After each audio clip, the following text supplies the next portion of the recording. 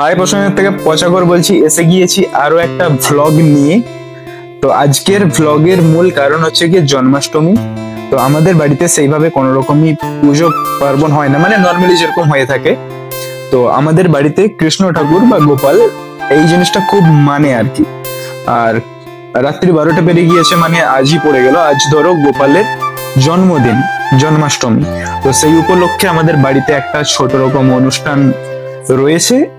তো সেই অনুষ্ঠানটাই আমি তোমাদের সামনে ভ্লগ রূপে তুলে ধরবো। তো আজকের ভ্লগটা তোমরা বিনা হেডফোনে শুনতে পারো, কারণ আমার দুটা রূপ রয়েছে। একটা হচ্ছে গিয়ে গালাগালি করা দুষ্টু নোংরা একটা ছেলে, আর একটা দিক হচ্ছে গিয়ে ভদ্র সুশীল নম্র একটা ছেলে। Wow nice. তো আমি ভ্লগে সবসময় গালাগালি কম না, অ্যাকচুয়ালি আমি ভ্লগে গালাগালি করি না, খুব কম গালাগালি নেই, থাকেই না, নেই মাত্রায়। তো আজকের ভ্লগটাও তোমরা বিনা হেডফোনে দেখতে পারো।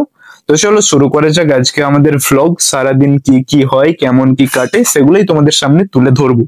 আচ্ছা, জন্মাষ্টমী কথার অর্থ কি? দেখো, জন্মাষ্টমী কথার অর্থ হলো, দেখো আমরা আজকালকার দিনের ছেলে, আমরা তো গীতা না পড়ি না মহাভারত পড়ি, বাট আমরা চাইলেই চ্যাট জিপিটি ইউজ করে সবকিছু তথ্য জানতে পারি। তো চ্যাট জিপিটি অনুযায়ী তো তোমার জন্মাষ্টমী কথার অর্থ হলো জন্ম। জন্ম মানে হচ্ছে গিয়ে জন্মগ্রহণ করা বা জন্ম নেওয়া। অষ্টমী কথার অর্থ হলো চন্দ্র মাসের অষ্টমী তিথি, আর এই দুটোকে একত্রিত করে হয় জন্মাষ্টমী। আর জন্মাষ্টমী কথাটা প্রচলন হয়েছিল কারণ এই চন্দ্র মাসের অষ্টমী তিথিতে রাত্রি 12টার সময় সনাতন ধর্মের শ্রীকৃষ্ণ বলে যাকে আমরা মানি, ভগবান তুল্য, তার জন্মগ্রহণ হয়েছিল। তাই এই জন্য এই দিনটাকে জন্মাষ্টমী হিসাবে পালন করে সনাতন ধর্মীরা। তো বন্ধুগণ, এটা হচ্ছে কি আমার নতুন প্রোফাইলের দ্বিতীয় নাম্বার ভ্লগ। যদি ভালো লাগে তাহলে অবশ্যই একটা করে লাইক, একটা কমেন্ট আর একটা শেয়ার, এটা তো ডিজার্ভ করি যদি ভালো লাগে। তো যদি না ভালো লাগে স্ক্রিপ।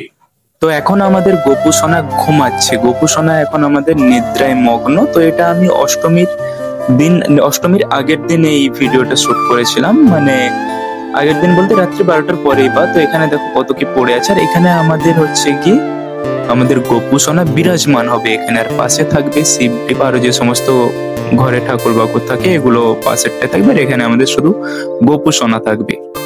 তো এখানে সাজানো, মানে যতটা পেরেছি ততটা সাজানো হয়েছে, মানে আমি, আমার জিজু, দিদি, তিনজনে মিলে যতটা পেরেছি ততটা করেছি তাড়াহুড়ো করে। তো এখন ঘুমাচ্ছে, ঘুমাক গোপু সোনা, এখন ওনাকে ডিস্টার্ব করা যাবে না। তো এখানে দেখো দিদি সব আগের দিন রাত্রি থেকে জোগাড় যন্ত্রপাতি শুরু করে দিয়েছিল, কারণ একা হাতে কত করবে। আর ওর একটা বান্ধবী রয়েছে, মানে আমার জামাইবাবুর বন্ধুর ওয়াইফ, ওর বান্ধবী হয়। তো তাকেও ডেকেছিল, তো সে তো রাত্রে আর আসেন। তো রাত্রেবেলা দিদি আগে থেকে এই যে সমস্ত খাবার টাবার লাগে, নাড়ু টাড়ু যে সমস্ত গুলো লাগে, এটা দেখো নারকেল ভাজছে। তো এই সমস্ত জিনিসগুলো আগের দিন থেকে রেডি করে নিচ্ছিল। আর এখানে গুড় টুড় দিয়ে ভালোভাবে সব মিক্স করে নিচ্ছে যাতে ভালোভাবে হয়, ওই জন্য নাড়াচাড়া করছে। তো দেখো এখানে নাড়াচাড়া করার পর কিভাবে লাল হয়ে গেছে, একটা পাকিয়ে ট্রাইও করেছে যে কেমন হচ্ছে, টাইট হচ্ছে কিনা, তারপর লেতা রয়ে গেছে কিনা। তো আমি সকাল সকাল উঠে ভোরে বেরিয়ে পড়েছিলাম ফুল আনতে। আমি সাথে আর জিজু গিয়েছিলাম সকাল সকাল ফুল নিতে, কারণ পুজোতে তো ফুল লাগবেই। আর আমাদের বাড়ি থেকে ফুল আনতে যেতে হয় মিনিমাম ধরে নাও 15 মিনিট করে কারে যেতে হয়। ওলা বুক করে নিয়েছিলাম, তো ওলাতে গিয়েছিলাম, সেখানে 15 মিনিট মতো টাইম লাগে। আর কি দাম জানো, প্রচন্ড দাম, মানে দেশের থেকে 3 ডবল উবরে দাম। তো রাস্তাঘাট দেখো, এখানে চারিদিকে বৃষ্টি, বৃষ্টিতে বোম্বে এত বিচ্ছিরি অবস্থা হয় না। তো আমি ভিতরে বসেছিলাম, অবভিয়াসলি গাড়ির ভিতরেই বসবো। তো ওটাই বলছিলাম যে রাস্তা ভিজে গেলে এত বিচ্ছিরি অবস্থা হয় বোম্বের রাস্তার, আর বৃষ্টি হলে তো হয়েই যাচ্ছে, থামার আর নাম নিচ্ছে না, মানে বৃষ্টির থাম কিচ্ছু নেই। তো পৌঁছে গেছি ফুলের বাজারে। দেখো এখানে কত ফুল সাজানো রয়েছে, আর এই বাজারটা না অনেক বড়, এই মার্কেটটা অনেকটা এরিয়া জুড়ে ফুলের মার্কেট। চারদিকে তাকালে শুধু ফুল আর ফুলই দেখতে পাবে। তো আমাদের যে যে ফুলগুলো প্রয়োজন সেটা আমরা একদম সামনেই পেয়ে গিয়েছিলাম, তাই আর খুব একটা ভিতরে ঢুকিনি। তো ফুলগুলো খুব সুন্দর এবং দামও পছন্দ ফুলের, কি বলবো। দেখো এখানে মালাগুলো দেখো কত বড় বড় মালা, সব এত মালা কেনার, মানে এত দামি মালা কেনার আমাদের অকাত নেই।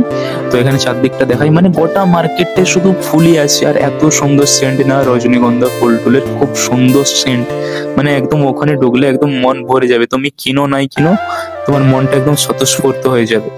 তো আমি সেখানে চোখ ক্যামেরা একটু অন করে দিয়ে ভান দেখাচ্ছিলাম। তারপর ফুলের সাথে সাথে যে সমস্ত জিনিসপত্রগুলো, এই ধরো কলা পাতা, আম পাতা, সমস্ত ডমরু, ফল টল, এই সমস্ত যেগুলো পুজোতে লাগে, সেই সমস্ত জিনিস কিন্তু এখানে পাওয়া যায়। মানে সমস্ত পূজার সামগ্রী জিনিস কিন্তু এখানে তোমরা পেয়ে যাবে। দেখেছো বাজারটা কত দূর অব্দি ছড়ানো, পুরো বাজারটাই ফুলের বাজার, ফুল আর ফুল, ফুলে একদম ভরপুর পুরো বাজারটা।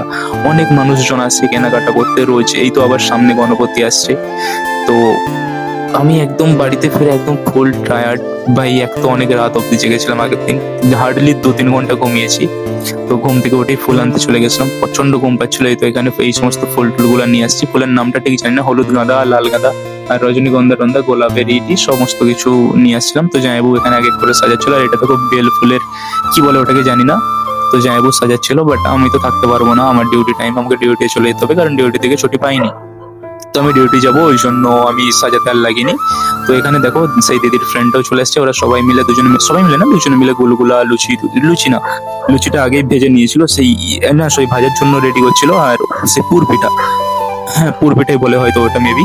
তো গুলগুলা, পুরপিঠা সমস্ত ভাজি টাজি সকাল সকালই কিন্তু শুরু করে দিছিল। আর আমাকে ডিউটিতে যেতে হবে, তাই একটা হালকা করে বড়া পাও খেয়ে নিলাম। আমাকে কাজে যেতে হবে। আর ওপাশে আমি টিভি দেখছিলাম, টিভি দেখতে একটু বড়া পাও খাচ্ছিলাম। আর এই পাশে সাজানি করছিল রান্নাবাটি। তো এখানে খেয়ে দিয়ে আমি এবার চললাম ডিউটিতে, খাওয়াটা শেষ হলে ডিউটি। তো ডিউটি থেকে এসে দেখি 3টের সময় আমার লাঞ্চ টাইম। তো লাঞ্চ টাইমে এখানে এসে দেখি দিদি ফুল টুল দিয়ে সাজাচ্ছে গপুকে। গপুর স্নান টান সব হয়ে গিয়েছে, সে তার স্থানে বসে গিয়েছে। তো গপুকে ফুল দিয়ে সাজাচ্ছে, আর আমি সেটা দেখছিলাম। আরো সব পেছনে ছিল, বাট তাদের ভিডিওটা করিনি, কারণ আজকে আমার ভিডিওর মেন উদ্দেশ্য আমাদের গপু সোনাকে দেখানোর, আমাদের বাড়ির গপুকে।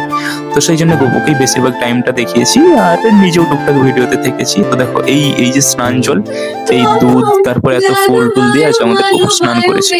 তো এখানে দিদি ধূপ টুপ জ্বালিয়ে নিচ্ছিল, জামাইবাবু একটু হেল্প করছিল। ওটাকে কি বলে জানি না, পঞ্চপ্রদীপ, হ্যাঁ পঞ্চপ্রদীপ বলে। তো পঞ্চপ্রদীপ দিয়ে আরতি করতে হয়, আরো কিছু যত সমস্ত জিনিসগুলো দিদি অত ভালোভাবে জানে না, জামাইবাবু সব এক এক করে বলে দিচ্ছিল আর করছিল। তারপর যে আমি প্রণাম করে নিলাম ওদের প্রণাম হওয়ার পর।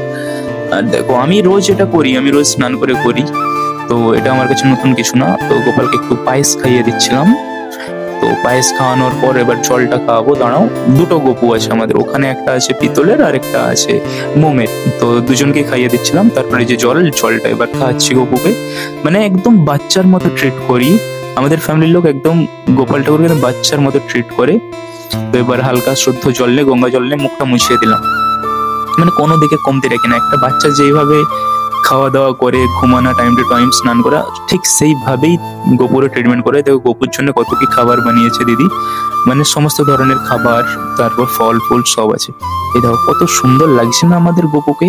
তাও তো বেশি খুব ভালো সাজাতে পারেনি, দিদি ব্যস্ত ছিল বলে। তো এমনি সাধারণ দিনে খুব সুন্দর করে সাজায়। ওর জন্য ছোট ছোট ড্রেস সমস্ত কিছু ফ্লিপকার্ট থেকে দিদি অর্ডার করে, একদম বাচ্চার মতো করে ওকে ট্রিট করে। তো যাই হোক, বেশ ভালো লাগছে কিন্তু আজকে আমাদের গপু সোনাকে। তারপর আমাকে স্নান জল দিল দিদি, আমিও স্নান টান করে আলাদা ড্রেস পরে একদম রেডি হয়ে গিয়েছিলাম পুজোর জন্য। এবার স্নান জলটা খেয়ে নিলাম। এবার পুজো টুজো হয়ে গিয়েছে, এবার হচ্ছে কি আমি খেতে বসবো। তো খেতে বসার আগে তো যেটা নিয়ে আলোচনা হয়েছিল সবার মধ্যে, যে প্রত্যেকবারই তো মানে গপুর জন্মদিনে আমরা আমাদের গেস্টকে ডাকি।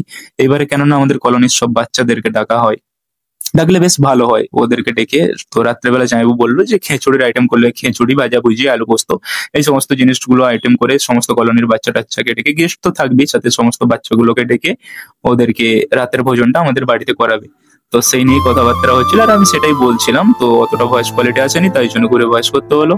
তো আমি যখন রাত্রে ফিরে দেখি তখন অনেক বাচ্চা না খেয়ে চলে গিয়েছে, কারণ আমার ডিউটি একটু লেট করে ছুটে গেছিল। তখন এই 3-4টা বাচ্চা ছিল, এই সাইডেও বাচ্চা ছিল, খেয়ে তারা উঠে পড়েছিল। আর অনেক বাচ্চা না খেয়ে চলে গিয়েছে। তো এদেরকে খেতে দিয়েছিল। তারপর এই যে জামাইবাবুরও কিছু গেস্ট খেয়ে চলে গেছিল রাত্রি হচ্ছিল বলে, আর আমার ফিরতে একটু লেট হয়েছিল।